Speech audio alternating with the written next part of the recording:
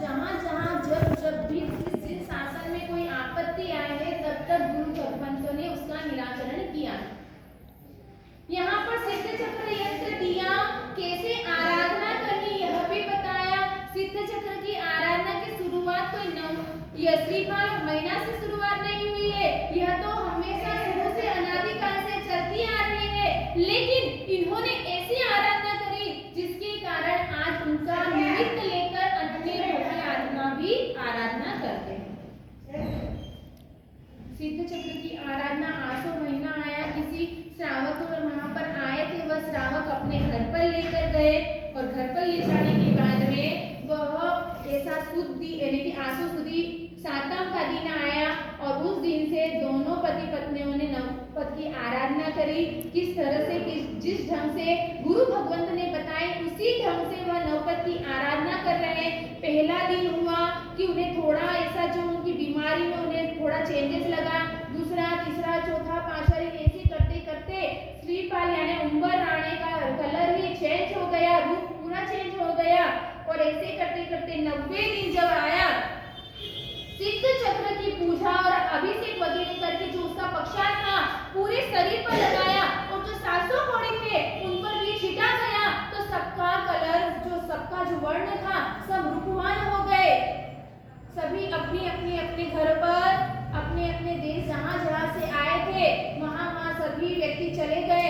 इधर उम्बर राणा और मैना सुंदरी रह रही है। एक दिन उम्बर राणा और मैना सुंदरी मंदिर से पूजा पाठ करके जैसे ही घर की ओर रवाना हो रहे थे, रास्ते में कौन दिखा? मैना की माता, श्रीपाल की माता। उम्बर राणा की माता मिली, कमल प्रभा को देख के तुरंत उम्बर राणा ने उनका स्पर्श कर लिया, क्योंकि माता को पहचाने न पहचाने एकदम कलर ही चेंज हो गया, पूरा रूप ही बदल गया।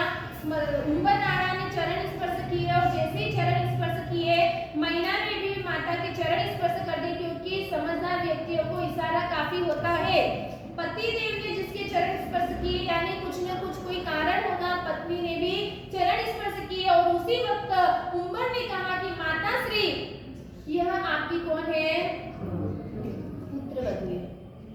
इसी के प्रभाव और प्रताप से मेरा आज यह रूप खिला है और मैं ऐसा कंचन वर्णी हो गया हूँ। माता ने कहा कि बेटा मैं भी जगह जैसे तुझे कोढ़ रोग हो गया था, मैं अलग अलग जगह पर वैद्य औषधि की तलाश में इधर उधर भटक रही थी। एक दिन कहा किसी के पास गए तो कहने लगे कि दवा जब तक कोई मरीज ना हो तो दवा हम कैसे बताएं, लेकिन एक बार मुझे गुरु भगवंत का योग मिला। गुरु भगवंत से मैंने पूछा तो गुरु भगवंत ने सारी घटना बता दी कि तुम्हारे पुत्र का रोग भी चला जाएगा, उज्जैनी नगरी के राजा की पुत्री के साथ उसका विवाह होगा, नवपद की आराधना करेंगे जिससे बिल्कुल लीलाधार हो जाएगी, राजनीति सुख वैभव सब कुछ होगेगा। और यह शुभ समाचार सुनकर मैं यहाँ पर आई और सचमुच में जो सुना था वही मुझे आज देखने को मिल रहा है। यहाँ पर यह बातें करके तुरंत वह जिस श्रावक के घर पर ठहरे थे वहां पर गए। तीनों जने आराम से रहने लगे। एक दिन वापस मंदिर में गए, तीनों जने पूजा पाठ अर्चना करके चैत्यवंदन विधि चल रही थी। सूर के साथ में श्रीपाल राजा श्रीपाल कुंवर गा रहे थे, स्तवना कर रहे थे और उसी वक्त उसी मंदिर के अंदर मैना सुंदरी की माता, जिसका नाम क्या है? रूप सुंदरी, सौभाग्य सुंदरी तो सूर सुंदरी की माता है।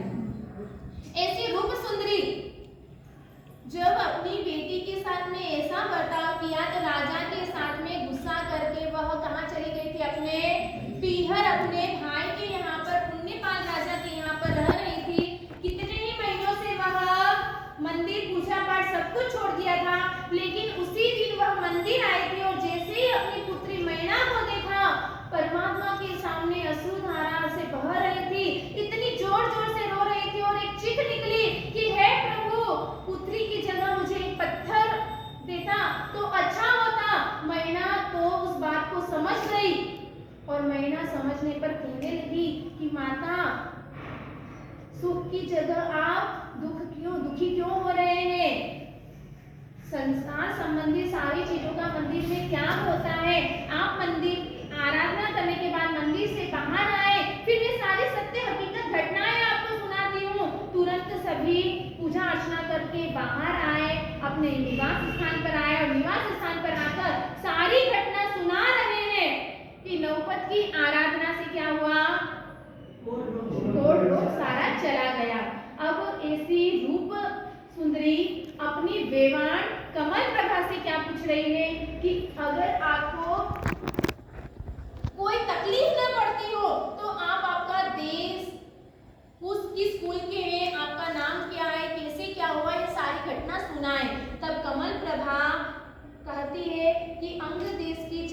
चंपापुरी नगरी।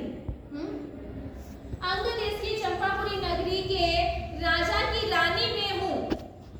मेरा नाम कमल प्रभा है। उस वक्त क्या कहा था कमल प्रभा ने? अपने पति का नाम नहीं लिया था।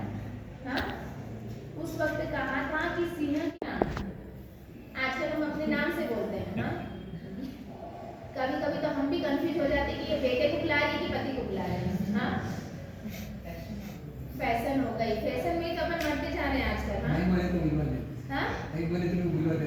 हाँ, नहीं बोले तो बुलवाते, आजकल ये हो गया। हाँ, नहीं बोलते तो बोलते क्या बोलती नहीं है। हाँ, अब तो जमाना बदल गया है। हाँ, जमाने के साथ सब कुछ बदल गया है। अपन ने यहाँ पर सिंहरथ राजा की बात आ रही है, कमल प्रभा रानी, और कहा कि कितने ही वर्षों के बाद में हमें पुत्र रत्न का जन्म हुआ और हमने उसका नाम श्रीपाल कुंवर रखा। कुछ वर्षों के बाद में जब श्रीपाल कुंवर की 5 वर्ष की उम्र हुई, उस वक्त पिता के शरीर में जो पेट पे स्थूल पीड़ा उत्पन्न हुई और उस पीड़ा के दर्द से सिंहरथ राजा चले गए, परलोक को प्रयाण कर गए। उनकी जैसे ही परलोक को प्रयाण करे और मैं बड़ी दुखी हो गई, बहुत रोना आर्त ध्यान करती, तब मती सागर मंत्री ने मुझे ढाढ़स बंधवाई और कहा कि रोने से काम नहीं चलता है, पुत्र बहुत छोटा है, राज्य कोई और ले लेगा, इसलिए इसका राजा भी सिर कर देते हैं। और ऐसे श्रीपाल कुंवर को राजगद्दी पर बिठा दिया गया। कुछ गुप्तचरों के माध्यम से मालूम पड़ा मती सागर मंत्री को कि ऐसे श्रीपाल कुंवर के चाचा, जिनका नाम क्या है? हाँ, बताओ। हाँ, हर साल अपन सुनते आए हैं श्रीपाल राज। क्या नाम है काका का नाम?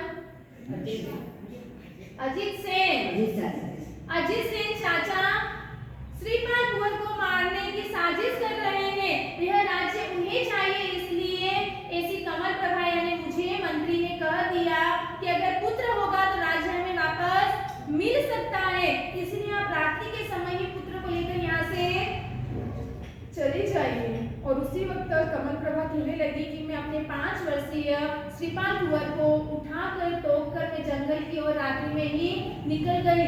जंगल के अंदर देखो, राजा महाराजाओं के साथ में भी ऐसी घटना घटी। अपने जीवन में कोई तकलीफ आ जाए तो कोई बड़ी बात नहीं है। वह कभी फूलों की सैया से नीचे उठते नहीं, रेशमी कपड़े पहनना, ये कंटीले मार्ग पर चलना कितना मुश्किल होता उनके लिए, और ऐसे मार्ग पर भी वो चले जंगल के अंदर। आजकल के जंगल कुछ और है, पहले के जंगल कुछ और थे, आजकल तो जंगल रहे नहीं है। शेर, सर्प वगैरह से जंगली जानवर भी होंगे वहां पर, और उस वक्त कितनी ही शेर वगैरह की आवाजें आ रही। मुझे डर लग रहा, लेकिन क्या करूं? बच्चे को थोड़ी देर चलाया, वह भी थक गया, उसे फिर उठाया, पैरों में से खून निकल रहा है, इतने जंगली जानवर आ रहे हैं। ऐसे करते करते पूरी रात्रि व्यतीत करी चलते चलते, और सुबह मुझे एक कहां पर मार्ग मिला, और वहां पर जैसे ही मार्ग दिखा, ऐसे 700 कोढ़ी आ रहे थे, उधर से निकल रहे थे। कोढ़ियों के नजदीक से हम आया, हमें दुखी देखकर कोढ़ियों ने पूछा, तो पूरी परिस्थिति मैंने उन्हें बता दी। कोढ़ियों ने कहा कि अब हमारे पास आ गए, आपको चिंता करने की जरूरत नहीं है, कोई राज सेवक आपका कुछ भी नहीं बिगाड़ सकता है।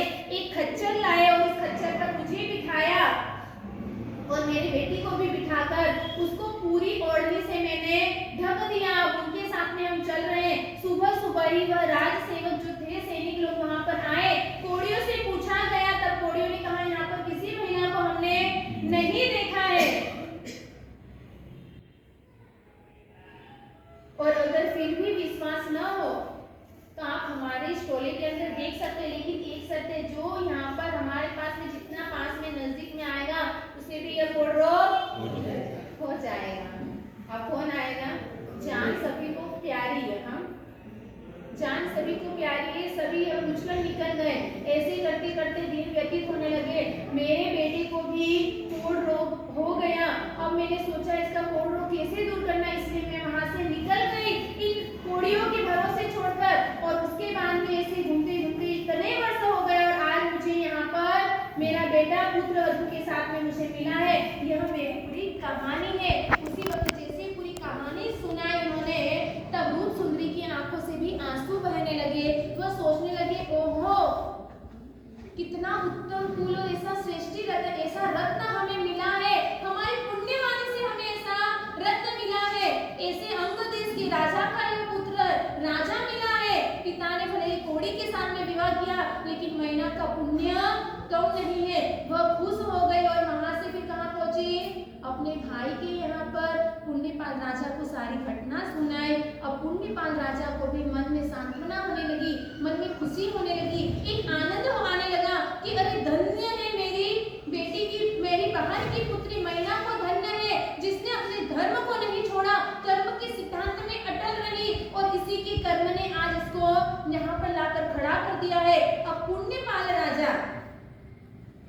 उसी श्री मैना सुंदरी को और जमाई जी को लाने के लिए बड़े जोर शोर से हाथी रथ बगिया लेकर उन्हें लेने के लिए वहां पर गए हैं। और वहां से दामाद और बेवान को और मैना सुंदरी को तीनों को लेकर अपने राजमहल में आए।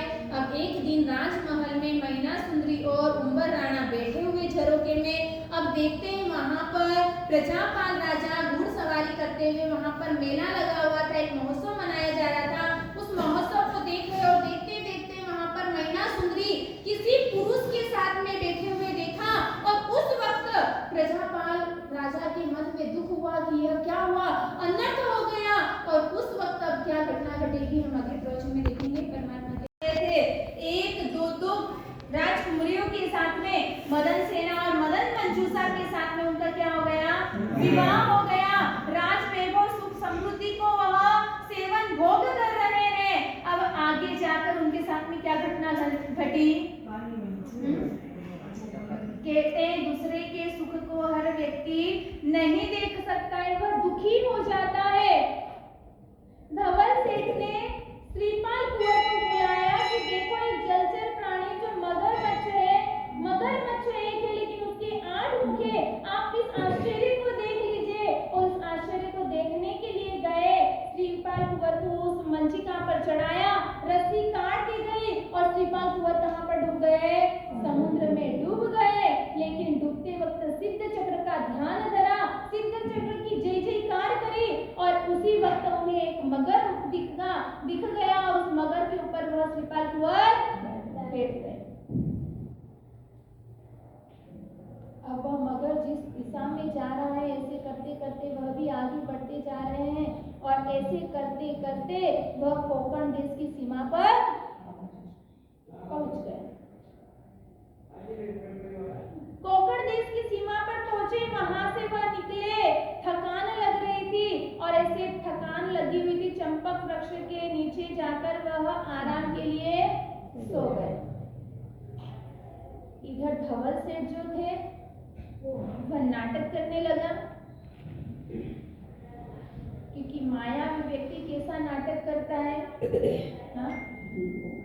धवल सेठ ने सोचा ऐसे में जाऊंगा मुंह लटका के तो मजा नहीं आएगा। जोर जोर से धवल सेठ रोने लगे। अरे श्रीपाल कुंवर को क्या हो गया, श्रीपाल कुंवर समुद्र में डूब गए। जोर जोर से रोने लगा, चिल्लाने लगा।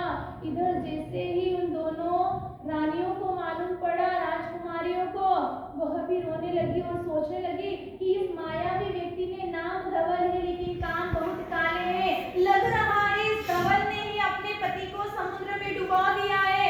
मदन मंजूषा सोच रही है मैं तो अपने पति के साथ एक दिन भी सुखपूर्वक नहीं रह पाई।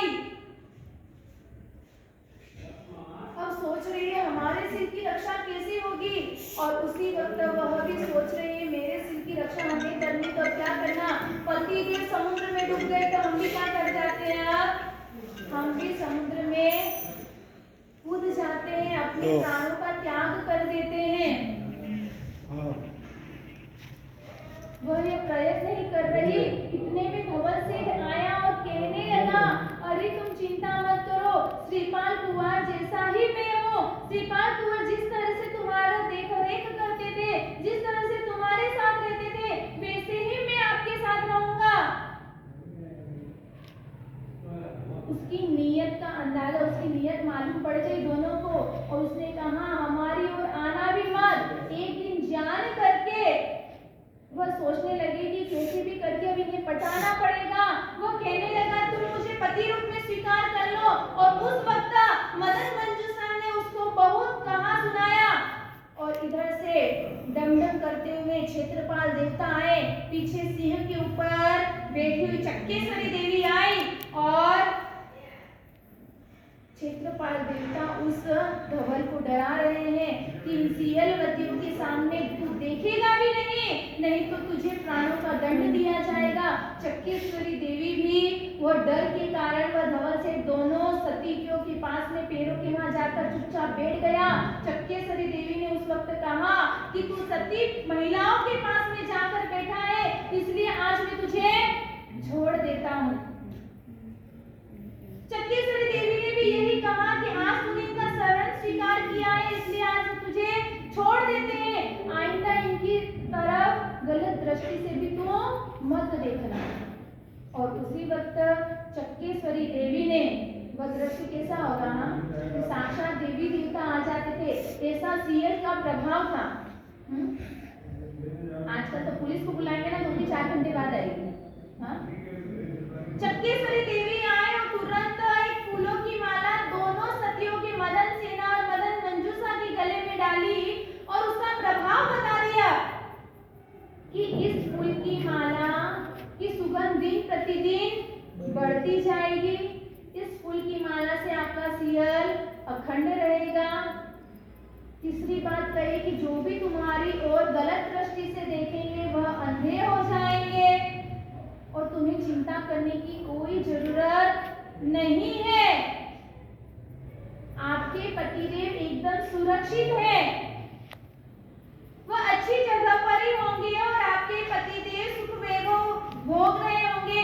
1 महीने के अंतराल में आपके पतिदेव का आपको समागम हो जाएगा।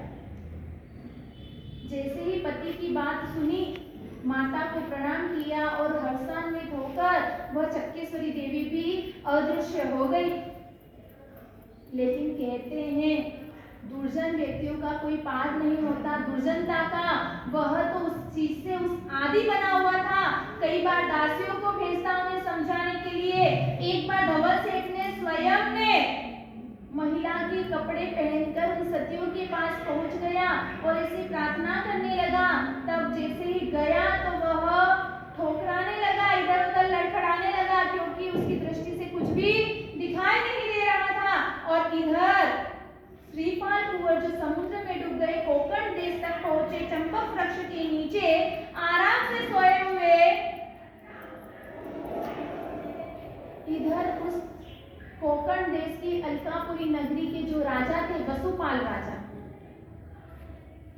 वसुपाल राजा ने ज्योतिष से पूछा तो ज्योतिष ने बताया कि आपकी पुत्री का विवाह वैशाख सुदी 10 के दिन इस चंपक वृक्ष के नीचे जो व्यक्ति सोया हुआ हो,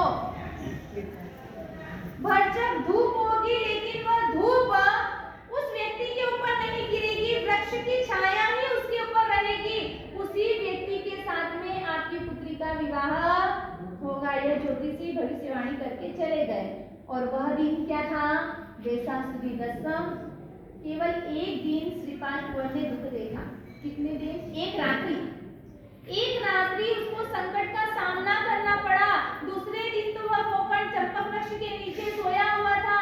राजाओं के सैनिक आए, सारी घटना जो ज्योतिष ने बताई थी, सारा दृश्य उसे दिख रहा है वहां पर। दोपहर का समय, धूप कड़कड़ाती है, लेकिन फिर भी वृक्ष की छाया उस व्यक्ति पर गिर रही है। राजा के पास सूचना भेजी गई। राजा ठाट बाट से वहां आए, श्रीपाल कुंवर को लेकर गए और अपनी पुत्री का विवाह न जात पूछी न भात। और तुरंत ज्योतिषी की भविष्यवाणी के हिसाब से ये सारी चीजें दिखी और तुरंत अपनी पुत्री मदन मंजरी के साथ में श्रीपाल कुंवर का विवाह करा दिया। मदन मंजरी, हाँ, पहली मैना सुंदरी, दूसरी मदन सेना, तीसरी मदन मंजूषा, चौथी मदन मंजरी। मदन मंजरी के साथ में विवाह हुआ। अब वहां पर वह सुख वैभव भोग रहे हैं। वहां पे राजा ने श्रीपाल कुंवर को किस काम के लिए नियुक्त किया? किसके लिए नियुक्त किया था? हाँ? पान का बीड़ा, कोई भी मेहमान आए, कोई भी व्यक्ति आए तो उसको पान का बीड़ा देने जाए। यह कार्य उनके श्रीपाल कुंवर के लिए नियुक्त किया गया।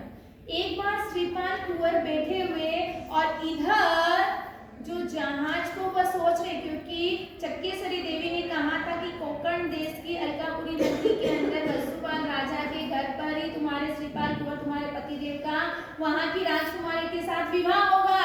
यह चीज किसने सुन ली थी? धवल ने सुन ली। अब वह सोच रहा है कि जहाज को कोकण देश की तरफ हमें नहीं ले जाना, लेकिन भवितव्यता को कोई बदल नहीं सकता है। कितना भी वह कोशिश कर रहा, लेकिन हवा का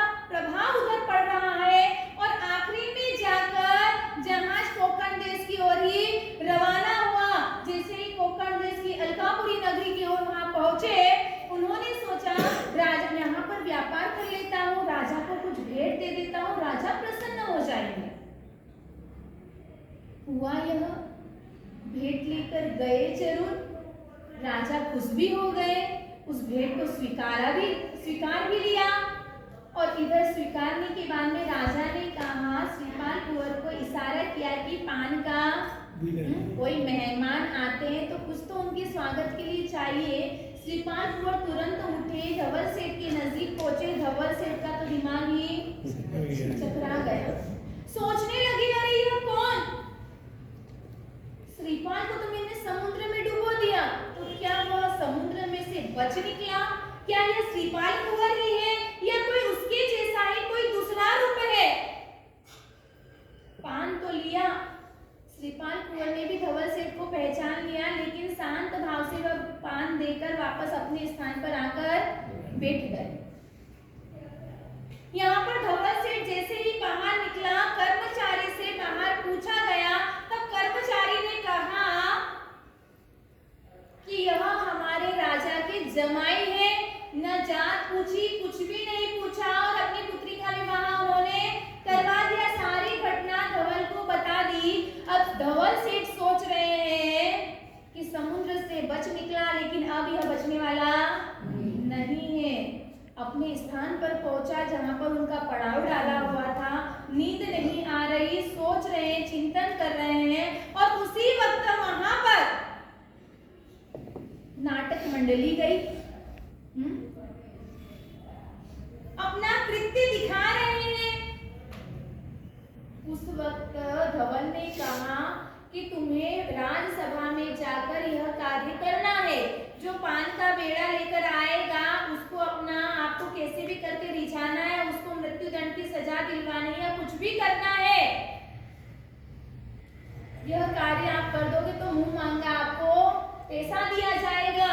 अब वह तो इन कार्य करने में होशियार होते हैं। उन्होंने कहा आपका कार्य हो गया, राज्यसभा में आए, राज्यसभा में अपना कृत्य दिखाया, और उसके बाद में राजा खुश हो गए। राजा ने कहा कि अभी तक आपका पेट नहीं भरा, कार्य करते करते आपकी उम्र हो गई है, अब मांगो ऐसा कि कभी आपको यह कार्य करने की जरूरत न पड़े।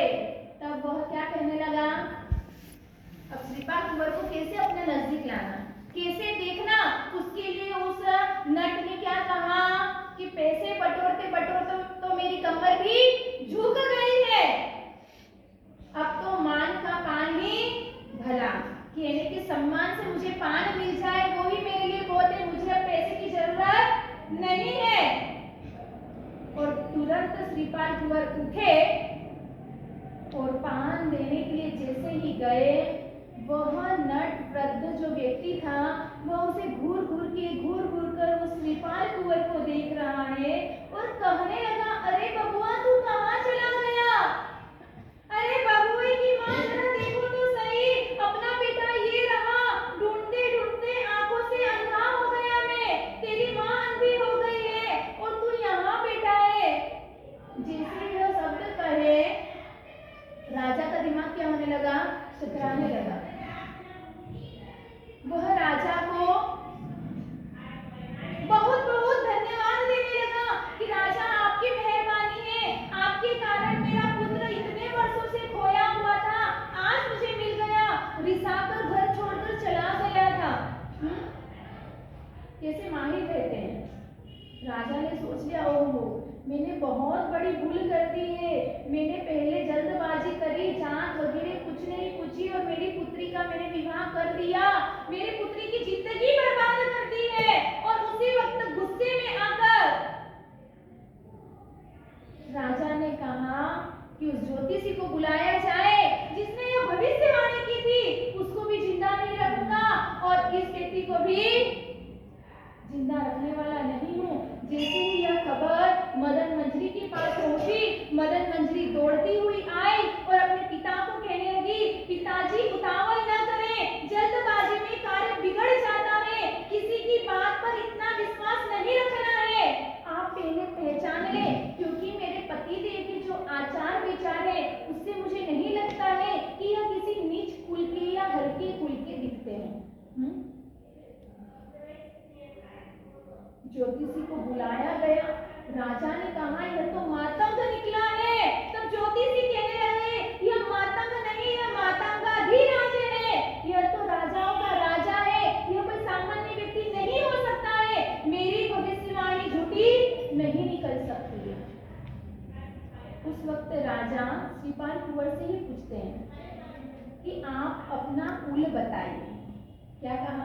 आप अपना कुल बताइए। और उस वक्त श्रीपाल कुंवर को हंसी आ गई कि आपकी विद्वत्ता तो कुछ अजीब ही है। हाँ, पहले सिर मुंडवा लेना और फिर उसकी जात पात पूछना, ऐसा आपका कार्य है। अगर यह सब कुछ पूछना था तो पहले पूछना चाहिए। अब तो मेरी कुल की पहचान मेरे शस्त्र ही बताएंगे। क्या पहचान नहीं करवाता है, उसके कार्य उसकी पहचान करवाते हैं। अब या तो मेरे साथ आप युद्ध कर लें और मेरी कुल की पहचान आपको हो जाएगी। और अगर उस वक्त राजा उठे नहीं युद्ध करने के लिए, तब श्रीपाल कुंवर ने कहा, अगर आपको युद्ध न करना हो तो समुद्री किनारे पर जो जहाज है वहां पर मेरी 2 स्त्रियां, 2 महिला मेरी पत्नियां हैं, उनको आप यहाँ बुला लीजिए और वही मेरी कुल की पहचान करा देगी। दोनों को, राज सेवकों को भेजा राजा ने। वहां पर जाकर उन दोनों को शिबिका में बिठाकर राज दरबार में लाया गया। मदन सेना और मदन मंजूषा ने जैसे ही अपने पति को देखा, आंखों में आंसू आने लगे और फिर दोनों पत्नियों ने पूरा परिचय दिया कि श्रीपाल कुंवर कौन है। उन्होंने बता दिया कि इस देश की, इस नगरी की यह राजा है, वो है। धवल सेठ ने उनके साथ में ऐसा किया, समुद्र में उन्हें डुबो दिया, बहते बहते वह यहाँ आए और आपकी पुत्री के क्या बन गए? पतिदेव बन गए। ये सारी घटना जैसे ही सुनाई, वसुपाल राजा को बहुत दुख होने लगा। वो कहने लगे कि अरे मैं अपने भाणेज को नहीं पहचान सका। रिश्ते में उनका श्रीपाल कुंवर भाणेज होता था। वह सोचने लगे मैं अपनी आंखों से धोखा खाने लगा। वह तो अच्छा हुआ मदन मंजरी ने बता दिया, मुझे रोक दिया, नहीं तो मेरे हाथों से मेरा भाणेज मर जाता। मेरी आंखों ने धोखा दे दिया। और उस वक्त इन नट और इनकी पूरी मंडली को पकड़ा गया। उन्हें बताया, पूछा गया कि यह कार्य आपने क्यों किया। अब वह नट परिवार किसका नाम ले रहे हैं कि इसके लिए हमें इतना पैसा दिया गया है, मुंह मांगा पैसा दिया जा रहा है, इसलिए हमने यह कार्य किया है। उस वहां पर समुद्री किनारे पर धवल सेठ जो है, उन्होंने हमें यह कार्य दिया है। और उसी वक्त राजा धवल सेठ को भी वहां बुलाते हैं और उस वक्त मृत्यु दंड की सजा देते हैं। लेकिन अब हम आगे देखेंगे कि ऐसे श्रीपाल कुंवर, जिन्हें नाटक मंडलियों को और धवल कुमार को, धवल सेठ को मृत्यु दंड की सजा दे दी गई, लेकिन श्रीपाल कुंवर वहां पर भी क्या देख रहे हैं? उसमें सज्जनता देख रहे हैं। सज्जन